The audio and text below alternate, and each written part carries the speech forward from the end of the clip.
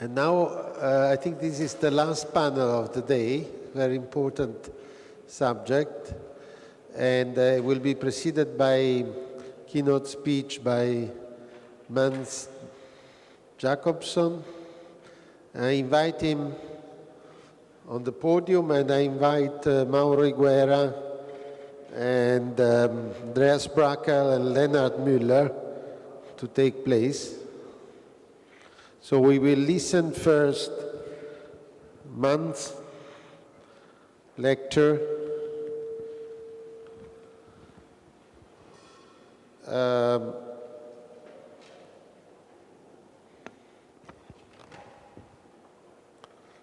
Places of refuge, the legal perspective. Mans has in some way replaced as main legal speech Professor Francesco Berlingeri. He started in the 4th edition. And for his 5-year speeches, we have published this little booklet that is very interesting because it's an unwritten development of the civil liability for oil pollution, that is such an important subject. And through it you can follow the state of the art. And there is an introduction by Timio Mitropoulos. And if anybody has not received this book, he can ask and get a copy of it if he's interested. Please, Mans, I would.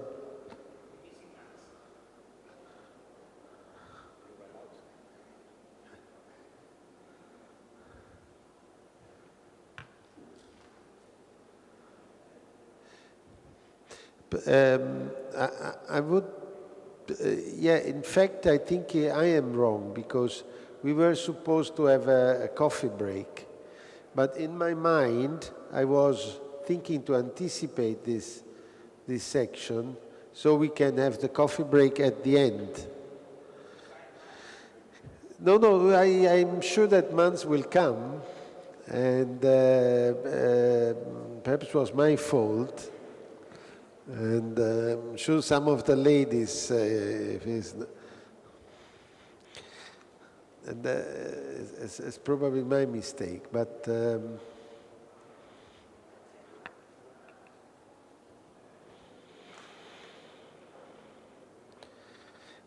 I must say also that unfortunately Fabio D'Amato of Presidenza del Consiglio dei Ministri Dipartimento della Protezione Civile, that should have joined the panel, is not with us.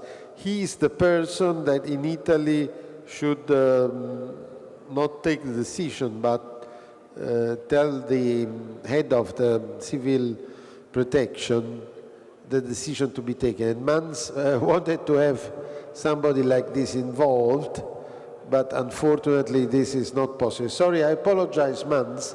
But I had in the back of my mind the idea to anticipate the panel before the coffee break, and I didn't advise you. So please, you go ahead with your speech. Thank you, Francesco. I suppose you all had expected a coffee break. And what do you get? You get me. It's not quite the same thing. Before I go into the subject, I can't refrain from saying a few words about my old friend Francesco Berlingeri. I got to know Francesco already in 1970, when I was a fairly young lawyer, inexperienced, and over the years he served very much as a model for me and never hesitated to discuss legal matters, even with a very inexperienced lawyer as I was at that time, and that developed over the years. And during my time as fund director, I very often turned to him when I had difficult and delicate questions. You knew that, although he was always very modest, in spite of his reputation. But you may not agree what he said, but you listen. because you knew that when he said something, he had always thought about it. And very often after considering what he had said, he was right. So I was very pleased that I was present at the Genoa event in September, where I had the possibility of seeing him again. And I think we all who were there are very grateful that the Italian Maritime Law Association and the CMI arranged this event. Thank you. Turning now over to what I'm going to speak about, places of refuge. And I'm going to limit myself to the legal perspective, and the panelists will certainly look at it from a more pragmatic and perhaps more useful angle. Now, as we all know, ships in distress have been seeking places of refuge since time immemorial. And when the only issue was human life at risk, there was normally no question that the ship should not be allowed into the coastal waters. And even if the purpose of the operation was to save property, normally ships were not refused entry anyhow. But the whole question of place of refuge has got a very different dimension in recent years, when ships have been starting carrying huge quantities of oil and other hazardous cargo. And also with the increased sensitivity of environmental issues. And coastal states have therefore been increasingly hesitant to allow ships carrying hazardous cargoes into their coastal waters in critical situations when it was supposed that it was a significant risk to pollution of the marine environment. And for this reason, a number of ships have actually in recent years been refused entry because of the risk or perceived risk to the environment that the ship represented.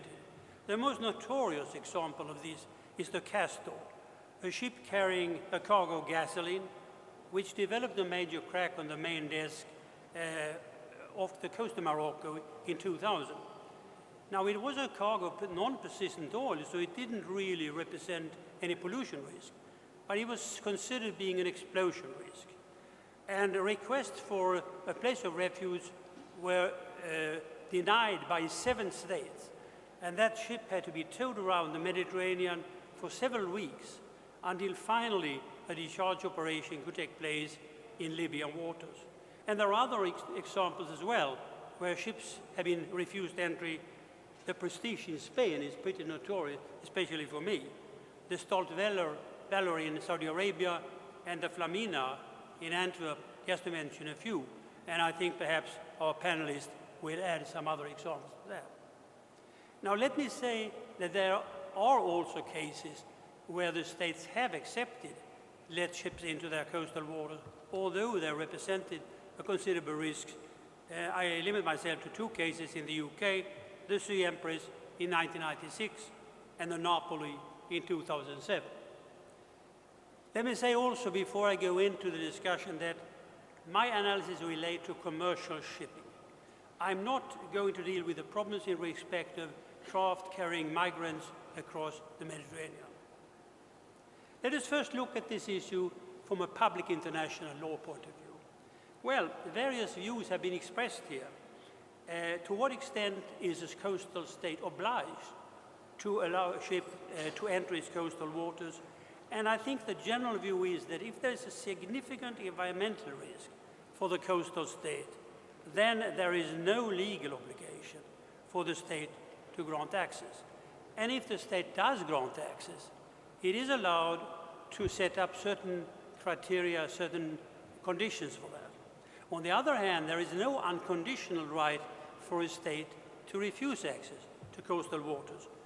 So to sum up the matter, it looks like Public International says that it all depends on the particular circumstance of the case, and that may not be very helpful to the people on the practical side. Now, one should also remember that a state that refuses a ship a place of refuge may incur liability under public international law if this refusal causes pollution damage in a neighboring state. But I'm not going to deal with today, for lack of time, the question of interstate liability. Let us now turn over to what's happened in IMO. In 2003, the IMO Assembly adopted guidelines on place of refuge. This is soft law, non-mandatory law. And the guidelines say, among other things, that very often it could be circumstances under which it is desirable to make a transfer operation or a lightning operation. And that would probably be much better to do that in the more protected waters in a place of refuge. Furthermore, the guidelines state that this decision to let the ship close to the coast could involve a political decision that has to be taken on a case-by-case basis. And then consideration we have to give into a balance between, on the one hand, the interest of the ship and of the environment, getting the ship into a place of refuge, and on the other hand, the risks that would follow from actually bringing the ship close to the coastline. Let us now turn to the European Union. This issue has been discussed there as well, as we could expect. In 2002, the Union adopted a directive for the purpose of establishing a community traffic monitoring system. That was later amended in 2009. And one would, of course, have expected that there would be some criteria in that directive, but there are not. The directive plainly refers to the IMO guidelines and say that they should be the basis for any plans of European Union member states to respond effectively when you have a request for a place of refuge.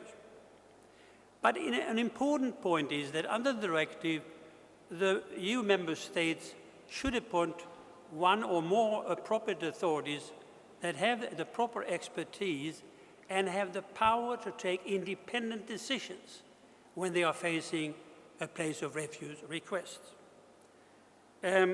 This directive has later been supplemented in the European Union by operational guidelines on place of refuge. They were actually drafted under the auspices of EMSA, European Maritime Safety Agency, and were in principle ready by 2015, but I have learned that there is now a new edition of February 2018. So it is developing. And although these guidelines are non-mandatory law, they are intended to support the more legalistic wording of the directive. The guidelines say that they are intended to create a robust operational process leading to well-advised and, where possible, quicker decision-making. Well, that is what we all hope for, of course. They provide practical guidelines for the competent authorities and all the other parties involved. And they support the requirement that national plans should be established to take care of requests for place of refuge. Now, these guidelines deal mainly with operational aspects, but there are actually a couple of statements in these guidelines that are of little more substantive character.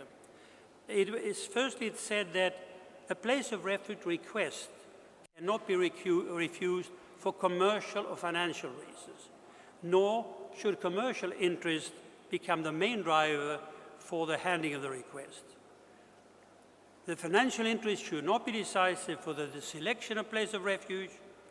And then, and that's also important, the lack of evidence of an effective insurance cannot in itself be sufficient ground for refusing a request for access to a place of refuge.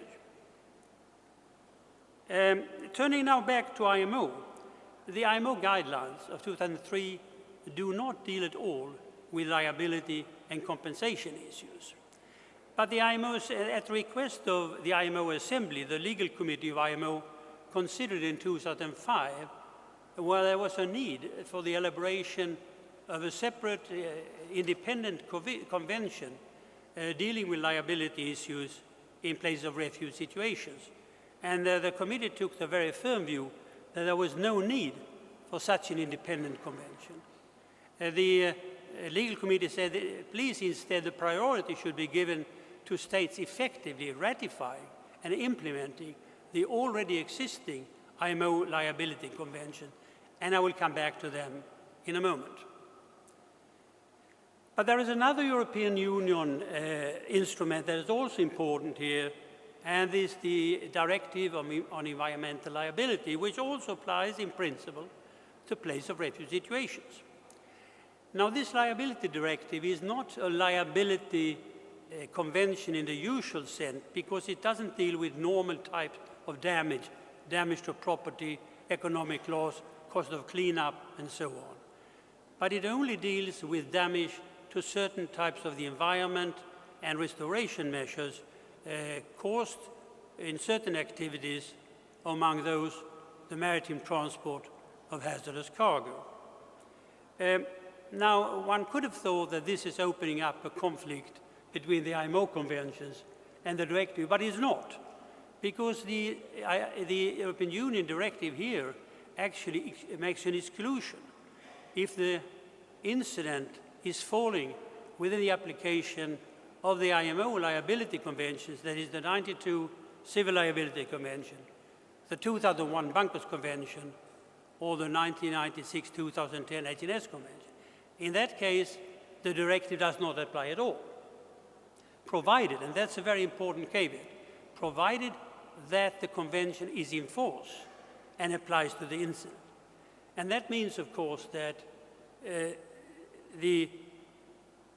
all European Union member states that have coastlines have ratified the 92 Civil Liability Convention and the 2001 Bunkers Convention.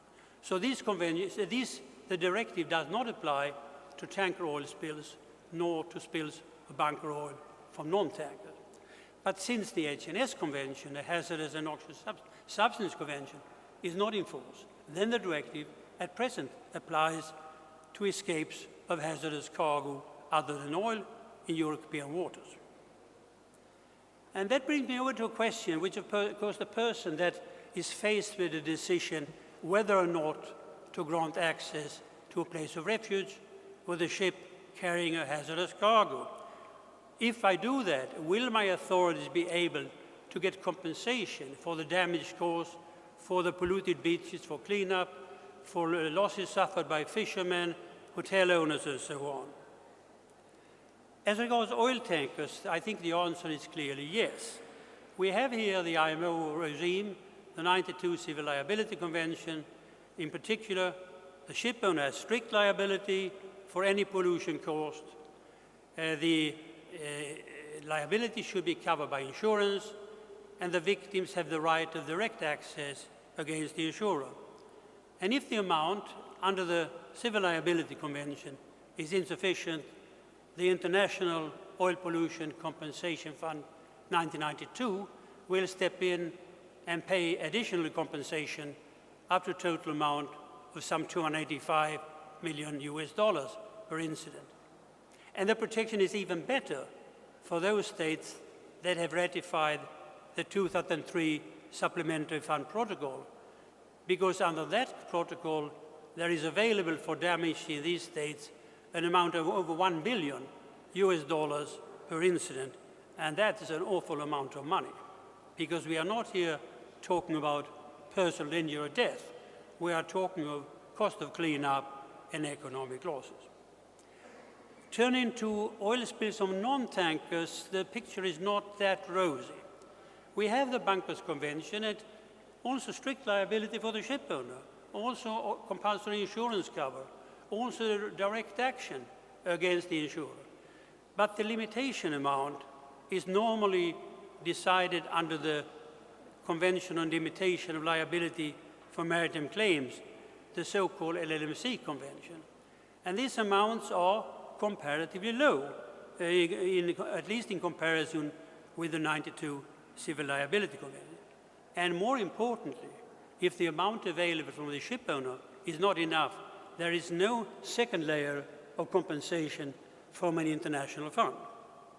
So in my view, the Bunkers Convention does not give the same protection as a regime relating to oil spills from tankers, but in most normal cases, it is a decent protection because, as we know, of course, a bunker spill from a non-tanker will normally not be of the same magnitude as a major spill from a tanker. But there are, however, several cases in recent years where bunker oil spills have caused damage for very high amounts. And these cases, it has proved that the protection under the Bunkers Convention is inadequate. For this reason, a number of states have actually made reservations to the LMC related to bunker oil spills. And one state, New Zealand, has actually denounced that convention as a result of the experience in New Zealand of the Rena incident. What about hazardous cargo other than oil? Well, as long as the HNS Convention is not in force, there is no international regime, so the liability will have to be decided under applicable national law, which normally would require proof of negligence on the part of the tortfeasor. The limitation amount may be fairly low, and there is perhaps not the right of direct action against the insurance, which is not compulsory. So, although the European Union directive will apply, but as I said, it doesn't really cover the normal types of damage, loss of income, cleanup, and so on. On the other hand, once the 2010 HNS Convention enters into force, and we have some hopes now that it will happen in 2020, 2021, then the situation will be largely the same after oil spills from tankers, although the maximum amount available for compensation, some $350 million US, is of course significantly lower than for oil tankers in the states where the ratification also covered the 2003 protocol. Now, what conclusions can I draw from this very rapid legal survey? Well, I don't think that mandatory public international law gives very much guidance to the poor chap who is going to take a decision, because it reasonably says that, well, it all depends on the circumstance of the case. I don't think the IMO guidelines are more than limited help either. But for EU member states, the IMO guidelines, the EU directive, and the new operational guidelines, if really fully applied, should, as I see it, contribute to a more efficient and uniform handling of cases of request for place of refuge. And I believe that in the panel, some examples of the operation of these operational guidelines will be given. But the reality is that whatever these instruments will say, the granting or refusing entry to a place of refuge often involves a very difficult and delicate decision, which can only be taken on a case-by-case basis, on the basis of the facts of the case. All the interests will have to be taken into account. Now, as I said, under the EU directive, the EU member states are obliged to appoint an authority with the expertise and the power to take independent decisions in these cases. Now, this looks very fine. I think it's, whatever that says, it is nevertheless likely that in major delicate cases, the reality is that the decision will be taken at a political level, which, as I see it, is quite unfortunate. In some states have actually developed national laws about this, in particular the UK, which has the famous Special Secretary of State's representative, the SOS-RAPE, which has been given more or less dictatorial powers to take decisions. But I think this is probably an exception. And I think this bringing it up at a high political level is probably more likely if it's a ship carrying hazardous cargo represent a serious risk to the environment and to the local interest, because we know that there will be fierce resistance from the local politicians, from the local authorities, from the general public, and also from the businesses which could be affected. As for the compensation issues, I have already dwelt with that, and I think that fears of not getting compensated is perhaps exaggerated for oil tankers, where it could be justified for bunker cases, and at present is certainly more than justified for other cargoes. Although, and I must say that personally I understand the concerns that the person that has to take the decision has, whether he and his authorities will actually become compensated. And if the hesitation there is too strong, that may result in access to a place of refuge being refused. Now, I would like to add that some states have actually, after careful consideration, pre-selected places of refuge along their coastlines that could be used should the need arise. The advantage with this approach is, as I see it, that the selection can be made without the political pressure of an incident hanging over one's head. And hopefully then the result will be a better and more balanced choice of a place of refuge with less involvement of the public fears. And this will perhaps also facilitate the decision-making for the authority that has to take the decision whether or not to grant a place of refuge in a particular case that may arise later. Thank you for your attention.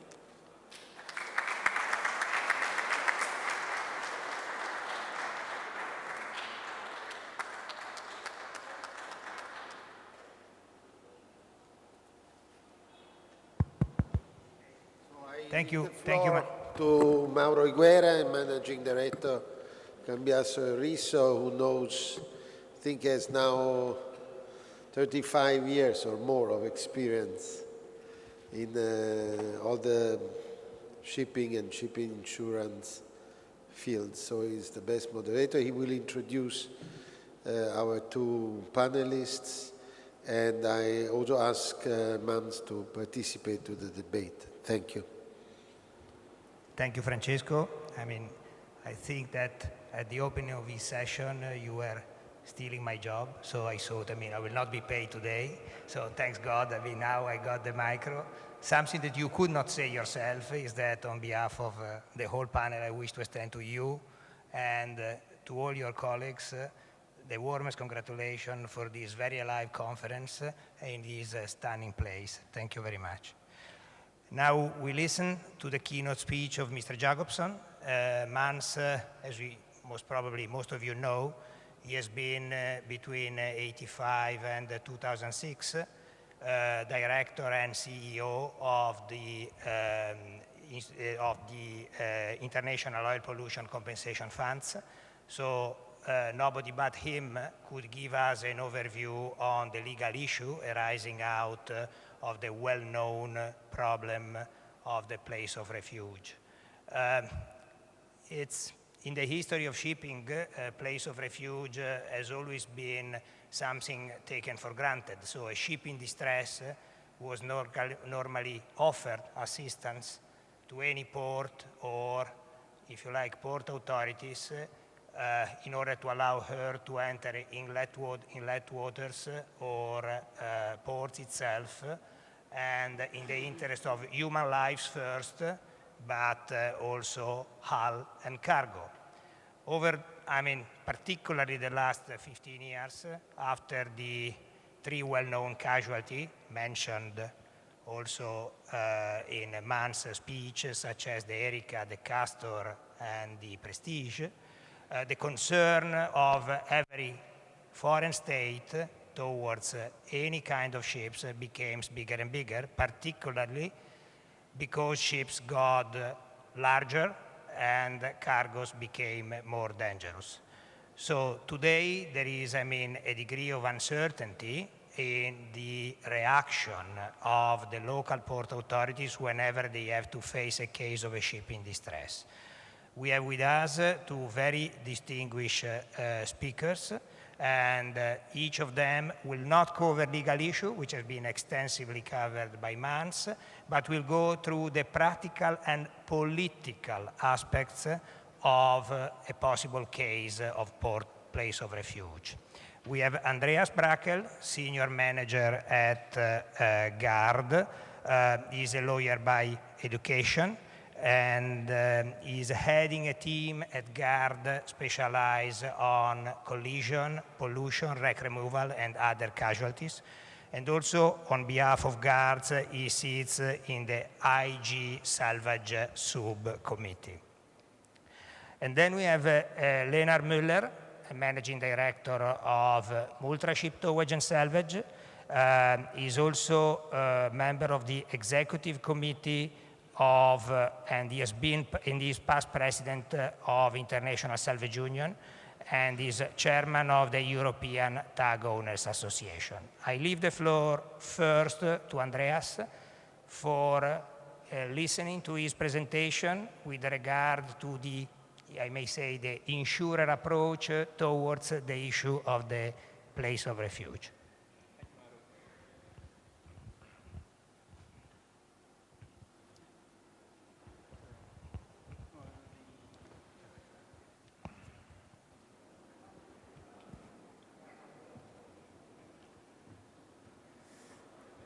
There should be a presentation.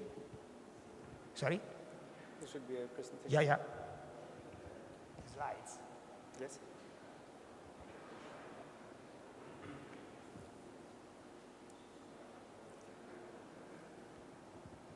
Sorry, we are still missing the slides. They should be on in a minute.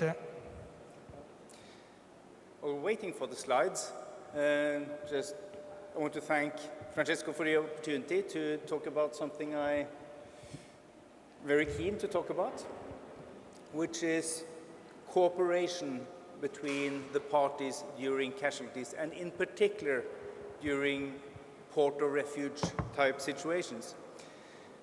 When casualties occur, they come unannounced, so it's definitely important to be prepared for them. And the one displayed here, the two casualties, the Prestige and the MSC Flaminia, are not maybe examples where cooperation, good cooperation between all parties involved has been in the forefront.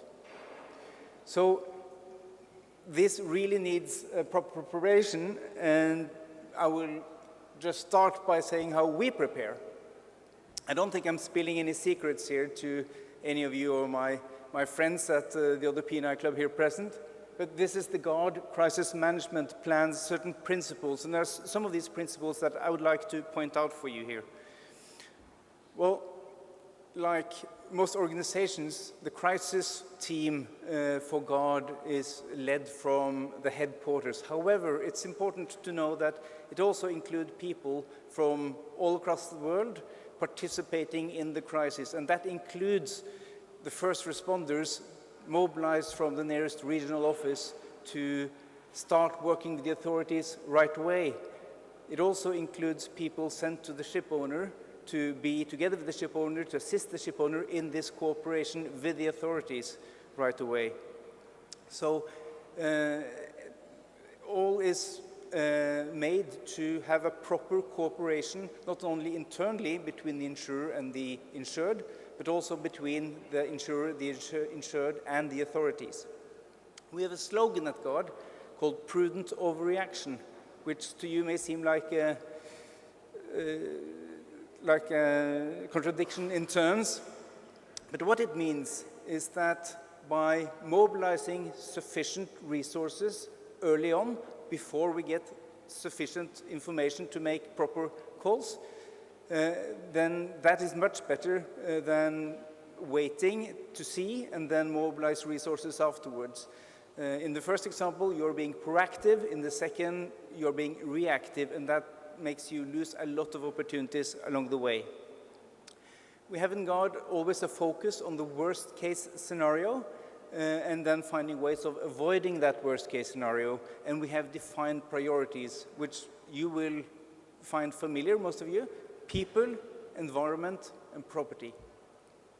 So again, working with the member, the insurer, and the member, the insured, agree on a strategy, and then start collecting information and work with the authorities. Now, you may ask, why do I tell you this? Well, the thing is that when we take these simple principles, when we travel around the world to meet with salvage and counter-pollution authorities to prepare for the next casualty, They tell us that their crisis management plan is pretty much the same. We have the same language, we have the same principles that applies when handling these casualties. And I think, for one, that is a good starting point when preparing these casualties together. Since the Prestige case, and the MSC Flaminia, we've gotten some new rules coming into action, and Mons mentioned them, the EU operational guidelines, which not only provides for cooperation between us and the authorities, but also between the authorities in different countries when that is necessary. And as a matter of principle, each state involved should examine their ability to contribute in this regard. And pretty much, if it's possible to take in the vessel, they should take in the vessel.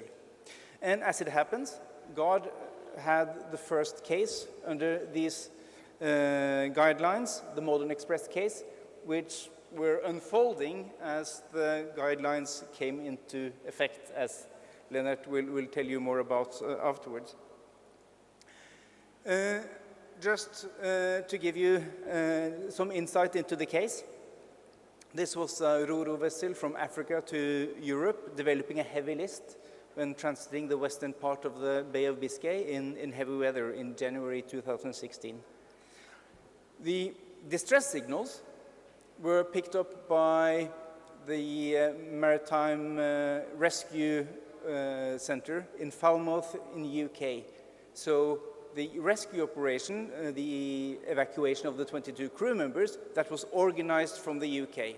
However, it was 2 Spanish helicopters taking the crew members off, while the French authorities provided the vessels involved in the initial rescue operation. So in itself, an excellent example of intergovernmental cooperation.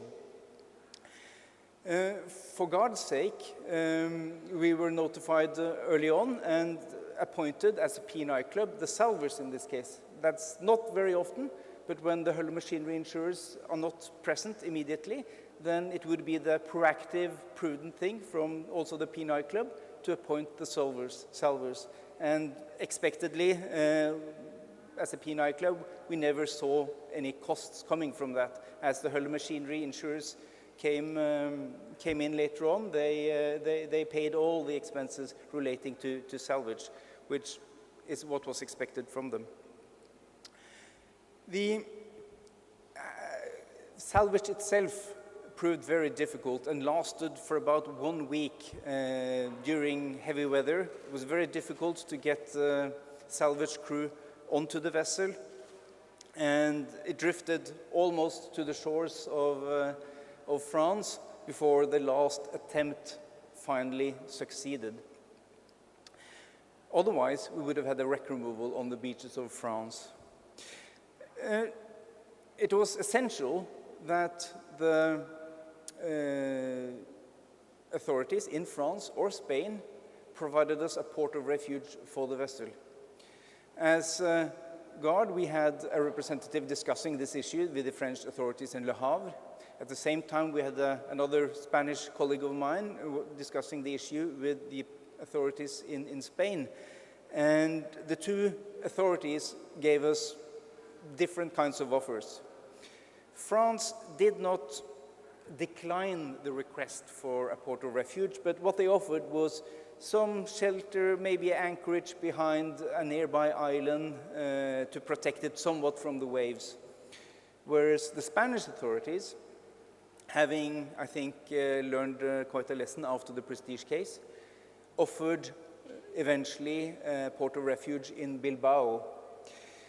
Why is that so important? Well, what you need for a casualty is not only to bring it to a protected place from the environments, but you also need a place where you can start the repairs, in this case, upright the vessel, start discharging cargo to be forwarded, and so on. And for that, you need proper facilities, you need infrastructure, you need a harbor. and Spain very proactively provided that to us. However, there was an issue of security. Under Spanish law, they were entitled to a bank guarantee or cash deposit for whatever amount they saw reasonable had the vessel sunk in the port of Bilbao with the consequential loss of operation and so on for the port of Bilbao. Luckily, the decision makers with the Spanish authorities had the courage to see around that regulation, accepting a letter of undertaking from us in an amount of 22 million euros for that probability. Otherwise, we would have seen several days delay in the operation. And one thing we do not need during such port of refuge situation is delays due to bureaucratic issues needing to be sorted out. And the Spanish authorities came through here. What was important for us was the first responder role, our trained colleagues who took part in the discussion together with the French authorities and together with the Spanish authorities, making that relation and managing to convince the authorities to do what we see is the right thing here. One important issue to remember is that these vessels, as long as they have proper insurance in place, which they shall have, are insured for the vast part of these possible liabilities by way of blue cards. Mons mentioned in his excellent presentation on the legal issues that both the Bunker Convention and the Wreck Removal Convention and the CLC Convention provides for blue cards from the insurer of the vessel, which guarantees and a direct action for the liabilities the ship owner has in relation to oil spill or wreck removal costs. There may be, I grant you that there may be some cost that falls outside the cover of these blue cards, but such costs can be sorted out by way of practical handling, by way of finding a practical solution then and there. We do not need a long-lasting negotiation for it. So during the Höegh Osaka case, for example, which was a very similar case, the one on the picture, Ro-Ro vessel with a stability issue, this time of Southampton, the UK authorities did not even ask for an LOU at all. No security was requested, as no security was actually necessary due to the blue cards on board. Yes, otherwise the LOUs will always be more quicker to issue and more costly for everyone, more affordable by everyone involved if security needs to be sorted out in some way or another. So the conclusions to my short presentation is that close and early communication and cooperation between the affected authorities and the ship owners and insurers, that is vital.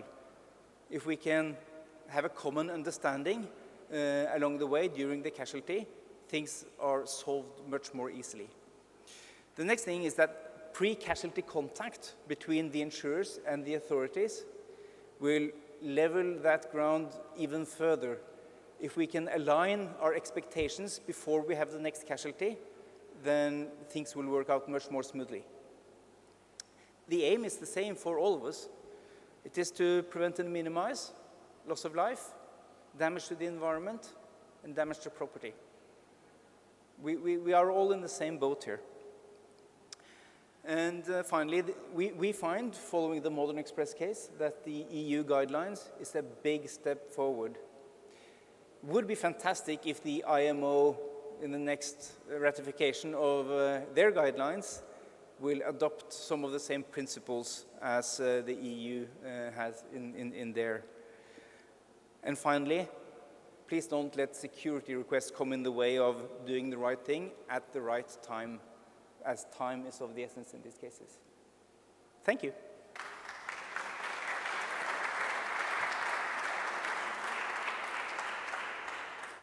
Thank you. Thank you, Andreas. And it's always nice to be the last one after two persons ahead of you who are telling half your story, of course. But I will try to work around that. I'm Muller. I'm here in my capacity as an ExCom member of the ISU.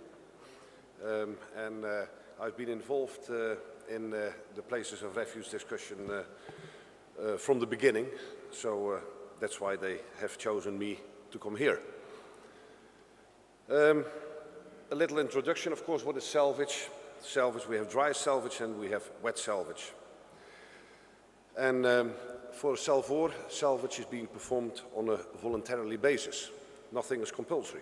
But of course, that's why we are commercial salvors.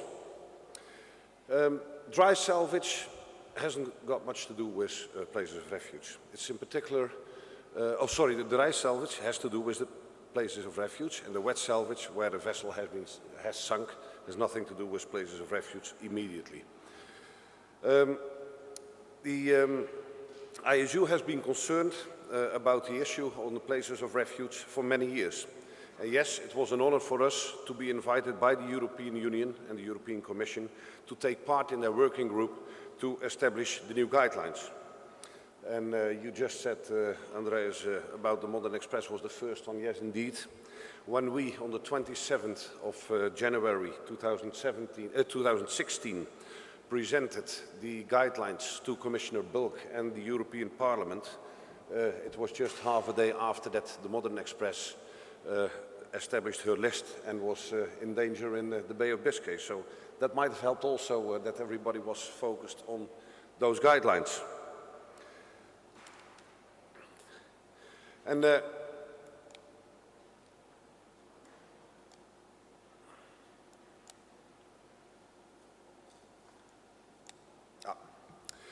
what is critical to the Salvor is speed. And I cannot emphasize enough that it is important, because a casualty will, in most occasions, not improve in time, and the sooner that Salvors can offer their expertise, the better.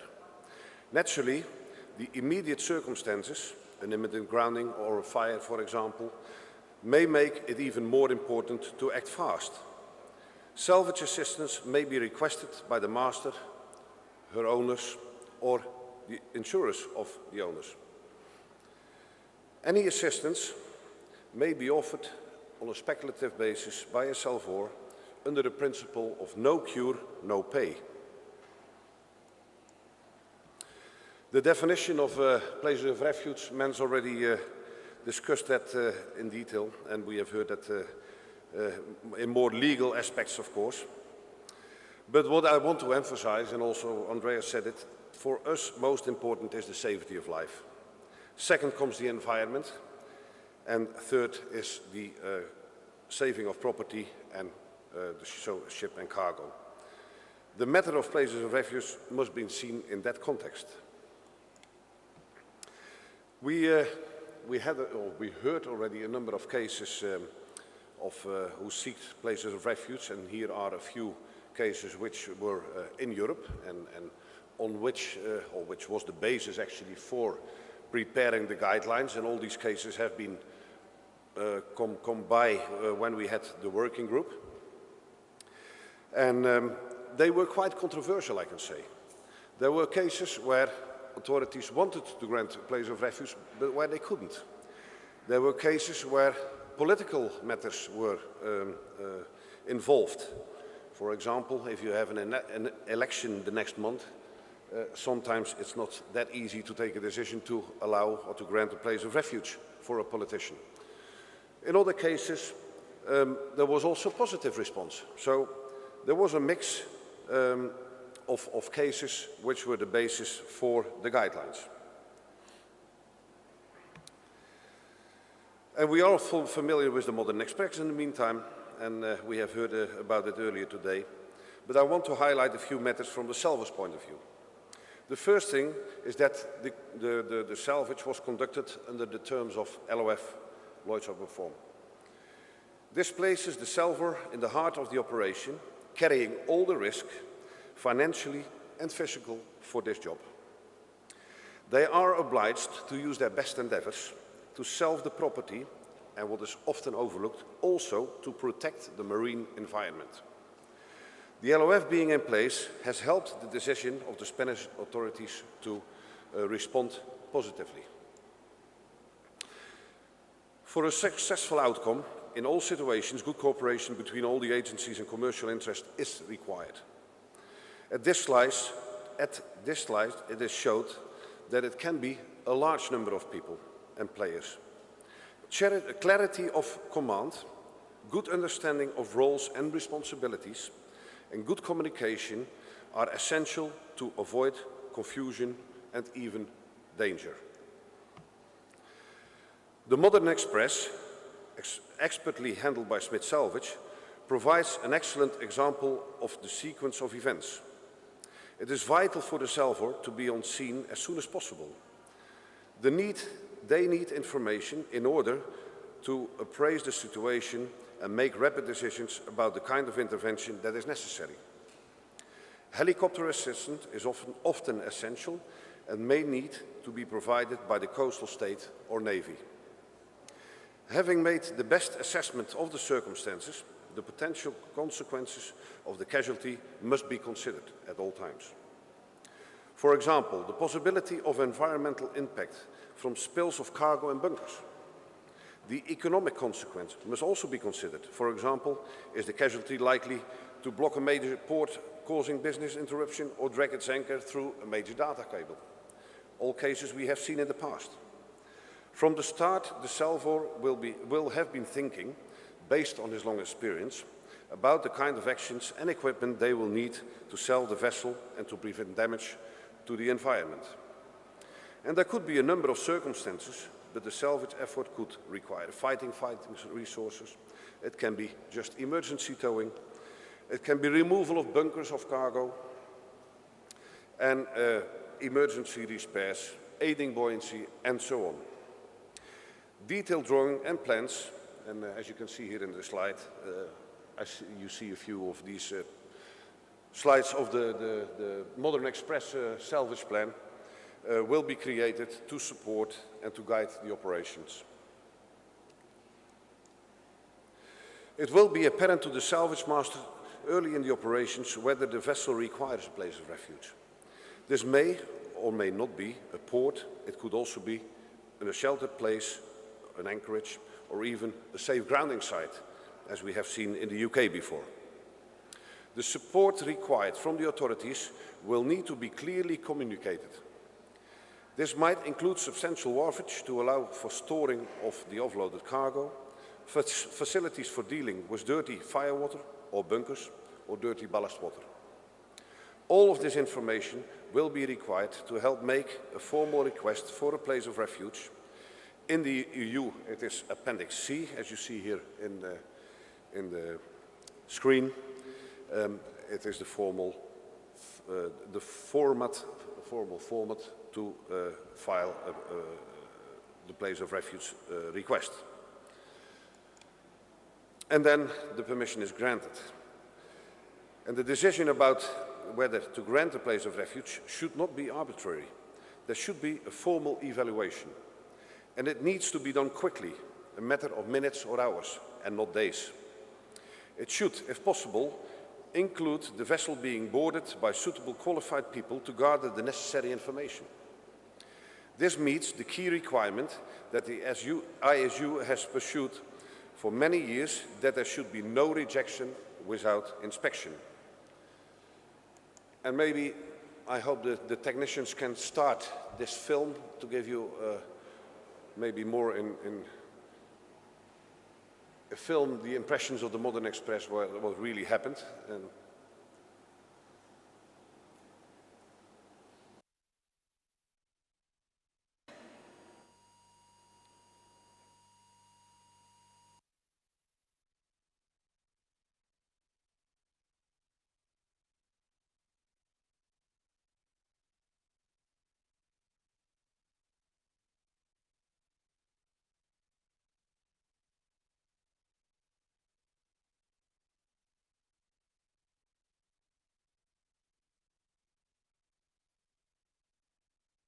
I'm afraid you have skipped a video. This is another video.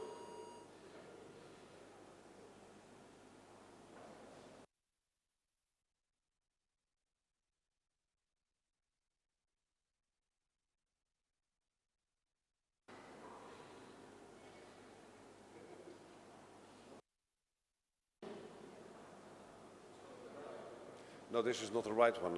The link puts you to the right one, but if you open it and close it again, it may go to the next video. It's a YouTube video, so.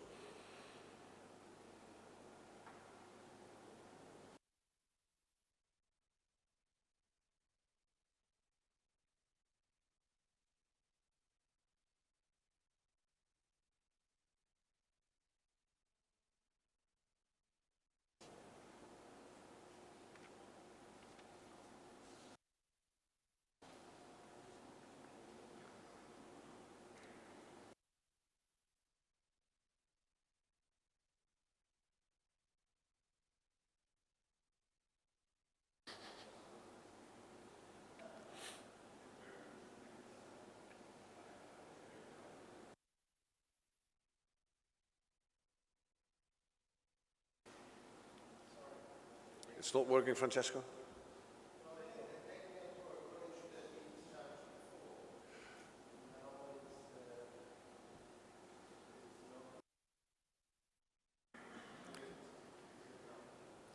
Okay, now that's unfortunate. That was a nice video about yeah, from the beginning to the end of the Modern Express. So maybe we can have a look during coffee. Yeah. Can I have my presentation back on the screen then?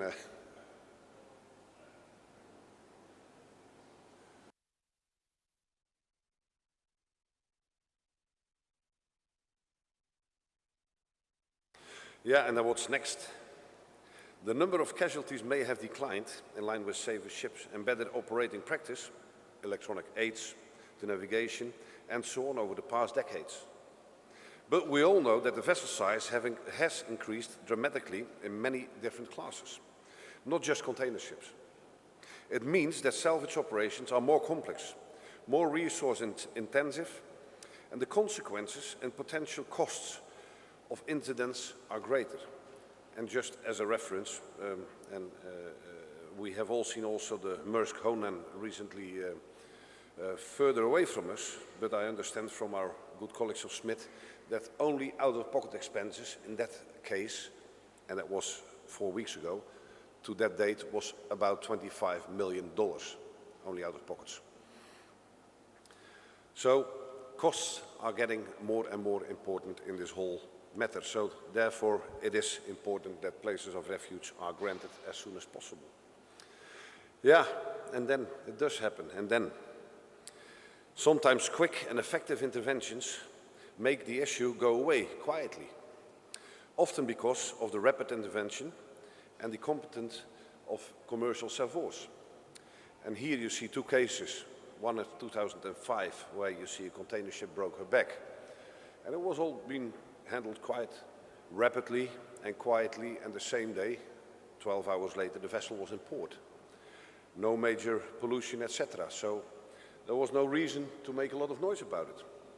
But then you see the other vessel, which was a case last year in August, where 17 tugs were needed to get her off, as the port of Antwerp was effectively blocked that day.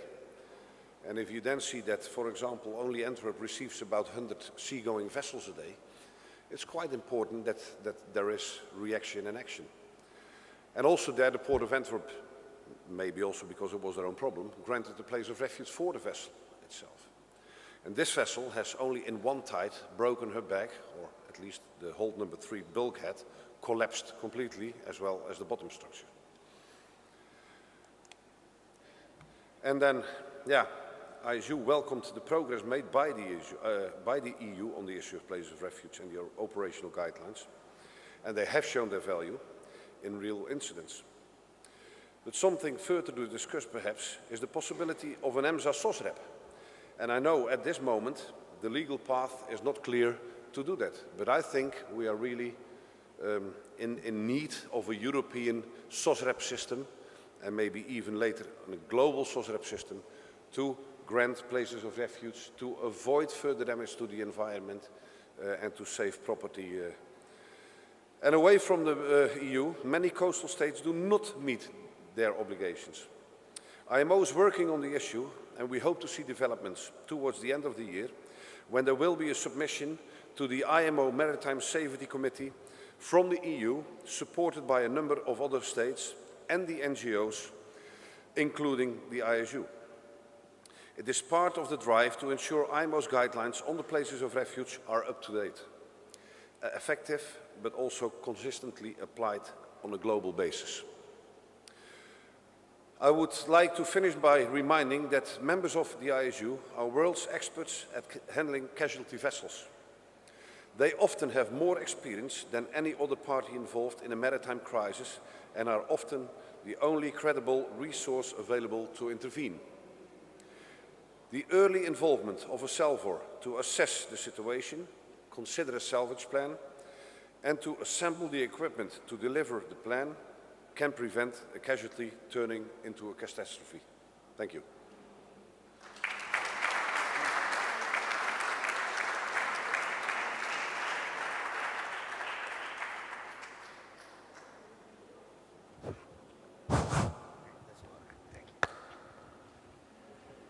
Okay, thank you, Leonard. It's a pity we could see the video, and would have been very, very interested.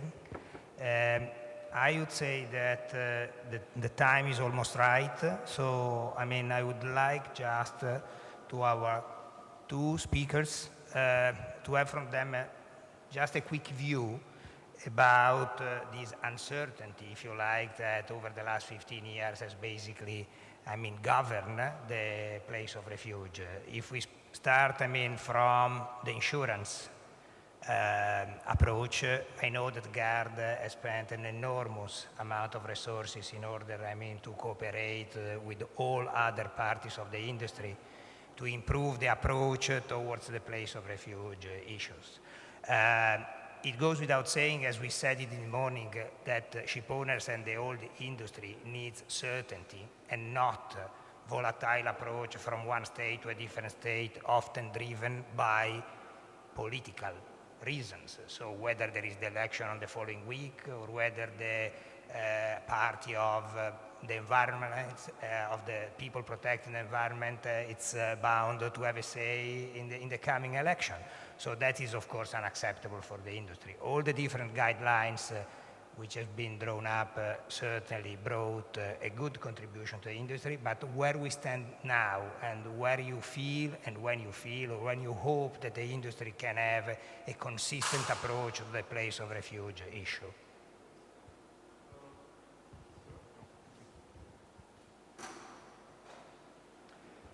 First, I would like to point out, I think the International Group of P&I Clubs have a very important program in their outreach program towards certain states that has concluded in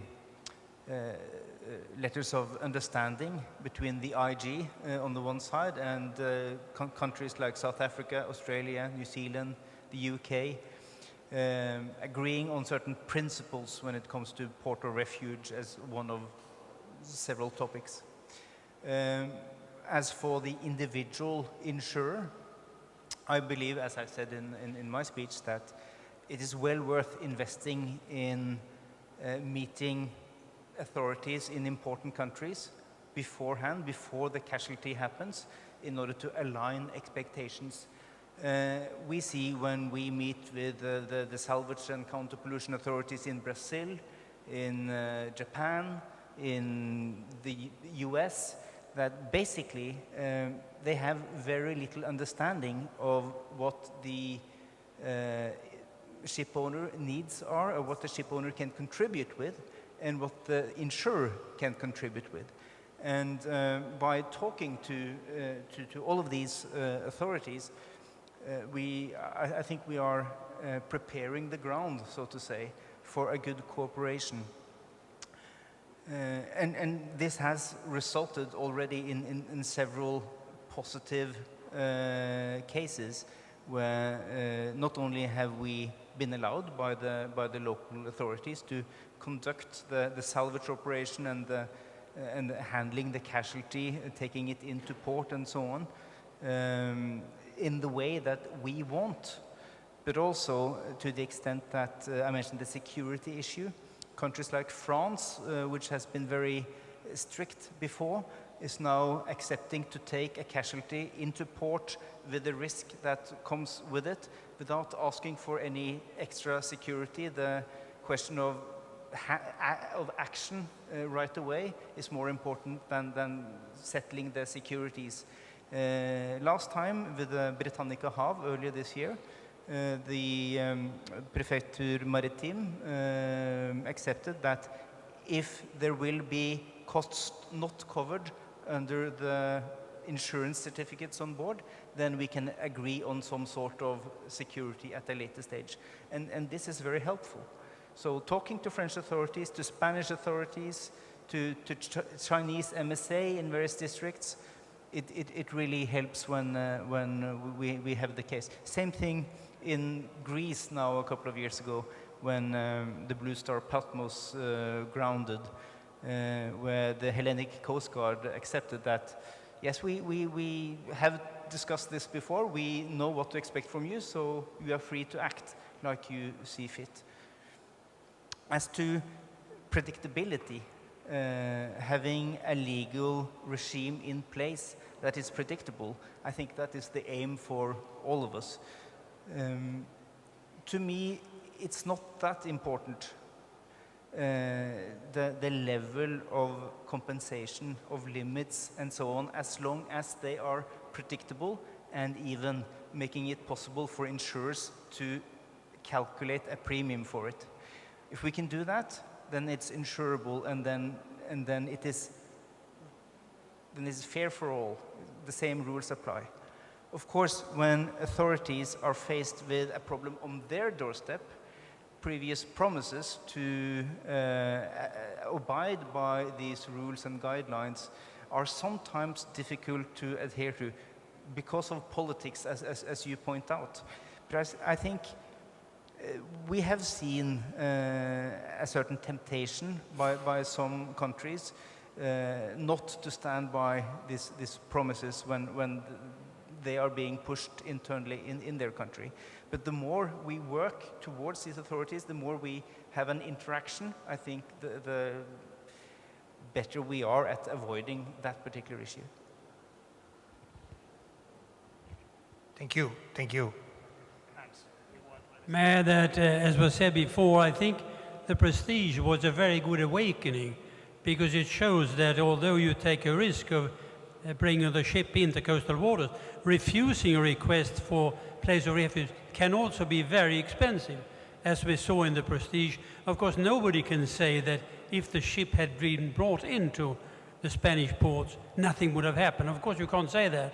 But we saw that the refusal here led to one of the biggest oil spills we have had in European waters for many, many years. And that may also be something that the authorities will take into account.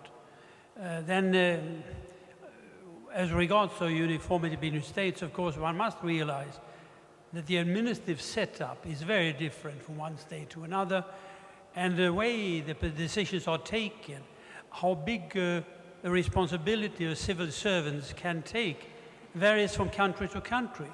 And that is why I think it's not realistic to believe that we can have identical system.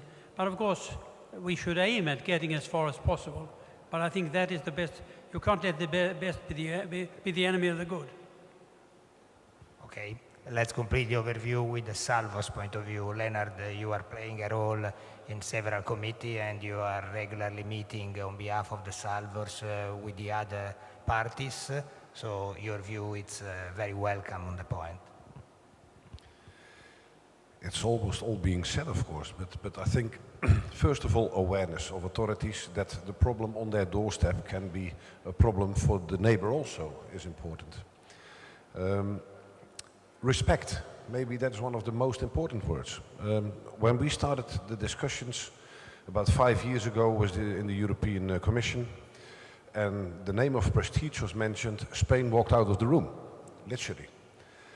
And we should be there to help each other as an industry, as member states. And of course, yes, the Prestige is an example, but don't forget that before we had the Castor drifting around like a Flying Dutchman in the Mediterranean for 3 months. And nobody wanted to accept it. And okay, it all went okay, but it could have gone completely wrong there also. And that was already many years before the Prestige. I think that the blaming culture may be even the biggest problem in our world at the moment. We should work together, communicate in a proper manner, with respect. And we have now seen the Modern Express, but we have seen a few other cases also where the cooperation with the authorities was okay. And not only with the authorities, but all the players involved were cooperating as they should cooperate. And that's the most important thing now. Once more, we go back to what, Mr. Pierce was saying earlier on today, that, there is often a wrong perception toward shipping, toward ships, and toward cargoes carried at sea.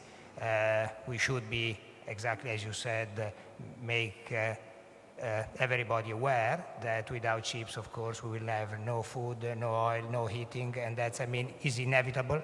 And we can try to be as green as we can, and of course it goes without saying that all of us agree on the fact that we have to be as green as we can, but on the other hand, big ships are at sea, casualty occurred, and we have to be consistent in the approach on how to handle that without prosecuting people even before the ships, that the casualty have occurred. That's all. Thanks to Mans, thanks to Andreas, thanks to Lennart, thanks to the audience for your attention and patience.